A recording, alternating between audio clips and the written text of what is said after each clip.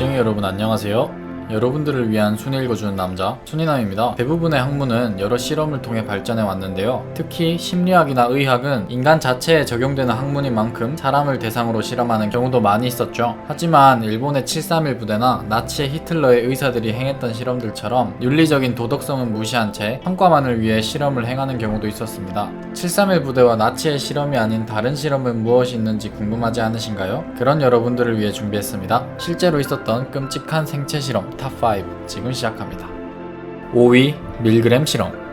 1961년 예일대학교의 심리학과 조교수 스탠리 밀그램은 한 실험을 위해 평범한 일반인들을 모집했는데요. 밀그램이 하려 했던 실험은 권위에 의한 복종에 대한 실험이었으나 참가자들에게는 체벌이 학습 효과에 미치는 영향을 알아보기 위한 실험을 할 것이라고 거짓말을 했습니다. 그 후 교사와 학생 역할을 나눠 각각 한 명씩 팀을 이루어 실험을 진행했는데요. 학생은 전기 충격 의자에 앉게 하고 교사는 문제를 내 학생이 틀릴 때마다 점점 강도를 높여 전기 충격 스위치를 누르게 했습니다. 그러나 사실 학생 역할의 실험자는 배우였으며 전기 충격 장치도 가짜였다고 하네요. 실험을 하기 전 밀그램은 시험자들이 최대치인 450V까지 올리는 사람은 0.1%에 불과할 것이라고 예상했었는데요. 놀랍게도 피험자들의 65%가 450V까지 전압을 올렸습니다. 기계에는 300V 이상은 위험하다고 표시가 되어 있었고 300V가 되면 학생 역할의 배우들이 고통에 찬 연기를 했는데도 말이죠. 피험자가 거부할 때마다 계속하라는 지시를 4번 반복하고 계속 거부하면 실험을 중단했었는데 시험자들은 불편한 기색을 보였지만 특별한 협박이나 설득이 아닌 단순한 지시에도 결국 지시를 따랐다고 합니다. 이 실험은 심리학의 연구윤리에 큰 영향을 끼친 실험인데요. 이 실험에 참가한 피험자 중 한 명이 자신의 행동에 충격을 받아 정신적 고통을 호소하기도 했다고 합니다.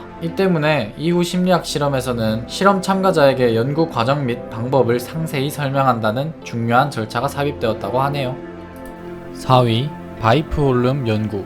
1930년대 스웨덴 정부는 계속해서 늘어나는 충치 환자 때문에 골머리를 앓았습니다. 당시는 충치의 원인이 명확히 밝혀지지 않았었는데요. 그래서 정부는 공중구강보건국을 신설하고 충치의 원인을 밝혀낼 대규모 연구를 계획합니다. 바로 바이프홀름 정신병원의 환자들을 대상으로 말이죠. 환자들에게 탄수화물, 지방, 설탕 등 다양한 성분을 먹이고 치아의 변화를 관찰했습니다. 또 당분과 충치의 상관관계를 밝히기 위해 설탕이 들어간 사탕이나 초콜릿 등을 집중적으로 먹이기도 했는데요. 이 실험으로 대부분의 환자는 이가 썩거나 완전히 닳아 없어지게 되었다고 합니다. 이 실험이 세상에 알려지자 실험의 윤리성이 비판을 받고 곧 중단되게 되었는데요. 아이러니하게도 이 연구는 치의학계에서 귀중한 자료로 평가받고 있다고 합니다.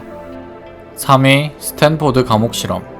1971년 사회심리학자인 필립 짐바도르가 자신이 교수로 있던 스탠포드 대학교에서 실시한 심리학 실험인데요. 아직까지도 심리학 관련 교과서 및 서적에 반드시 등장할 정도로 심리학계에 영향을 끼친 실험이지만 윤리학적으로 큰 문제가 존재해 지탄받았던 실험이기도 합니다. 짐바르도는 24명의 건강하고 문제가 없는 남성들을 선발해 수감자와 교도관 역할을 무작위로 분배했는데요. 가짜 감옥 안에서 이들이 역할에 맞게 생활하게 했습니다. 이 실험은 2주간의 일정 동안 진행될 예정이었으나 5일 만에 막을 내리게 되었는데요. 실험이 시작되자 상황이 관리자들의 통제를 벗어났기 때문입니다. 교도관은 수감자들의 가혹행위와 모욕적인 언사를 하기 시작했습니다. 또한 반발하는 수감자들을 향해 소화기를 뿌리며 공격하기도 했죠. 결국 수감자 역할의 피험자들이 정신착란 증세를 일으키거나 심각한 우울 증세를 보이는 등 정신건강이 악화되자 피험자의 부모들과 동료 교수의 요구로 실험은 막을 내리게 됩니다. 이후 짐바르도 교수는 당시 자신이 연구자가 아닌 교도소장이 되어가고 있었다고 말했는데요. 실험에 관해 질문하는 동료를 향해 지금 나는 교도소 내부 질서를 유지하며 언제 있을지 모를 습격에 대비하느라 정신이 없는데 이렇게 한가한 학술적인 질문을 받아야 하냐라고 투덜댔다고 합니다.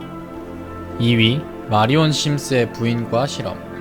센트럴파크에 동상이 세워져 있기도 한 마리온 심스는 1800년대 중후반에 활동하며 방광질병 치료법을 개발한 것으로 유명한 의사입니다. 또 여성의 생식과 관련된 의학인 부인과의 아버지라고 불릴 정도로 뛰어난 의사였죠. 하지만 그는 현재에 와서는 비윤리적인 인물로 평가되고 있는데요. 바로 그가 흑인 여성 노예들에 행했던 끔찍한 인체 실험 때문입니다. 1880년대 후반 심스는 16개의 간이 침대를 마련해 멀쩡한 흑인 여성 노예들을 입원시키는데요. 그들에게 각종 부인과 수술을 실험하게 됩니다. 이 실험이 끔찍한 이유는 바로 심스가 절개 전 어떠한 마취도 하지 않았다는 점인데요. 흑인이 백인에 비해 고통을 덜 느낀다는 미신을 믿었기 때문이라고 합니다. 아나르차라는 한 여성은 무려 30번이 넘는 실험을 당해야 했다고 하네요. 또한 때때로 공개적인 장소에서 실험을 행하기도 했는데 다른 외과 의사들은 수술받는 노예 여성을 관찰하거나 고통에 몸부림치는 여성을 붙잡는 역할을 하기도 했다고 합니다. 그들은 흑인을 인간이라고 생각하긴 했던 것일까요?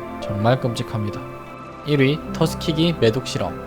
존 커틀러 박사가 주관한 1932년에서 1973년 사이에 미국에서 벌어진 생체 실험입니다. 매독에 걸린 환자들의 몸이 어떻게 변하는지 확인하고자 했죠. 피험자를 물색하던 중 터스키기에 흑인들이 매독에 많이 감염되어 있고 가난한 탓에 치료를 제대로 받지 못한다는 사실을 알고 이들을 피험자로 삼게 됩니다. 매독을 치료해준다고 하며 아무런 효과도 없는 비타민을 투여하는가 하면 나쁜 피를 뺀다고 하며 이들의 혈액을 무단으로 채취해 실험용으로 사용하기도 했죠. 이 실험은 1943년 매독을 치료할 수 있는 페니실린이 나온 이후에도 계속되었는데요. 병원과 보건소에 공문을 보내 피험자들이 매독을 치료할 수 없도록 만들었다고 합니다. 이 끔찍한 실험은 1972년 실체가 세상에 알려지며 1973년에서야 중단되었습니다. 하지만 직접 참여했던 의사들은 그 사람들은 어차피 가난해 치료도 못 받고 죽을 사람인데 그럴 바에야 의학 발전에 기여하고 죽는 것이 낫지 않은가 라고 발언하며 잘못을 인정하지 않았다고 합니다. 의사들의 윤리성이 정말 중요하다고 생각되는 부분이네요.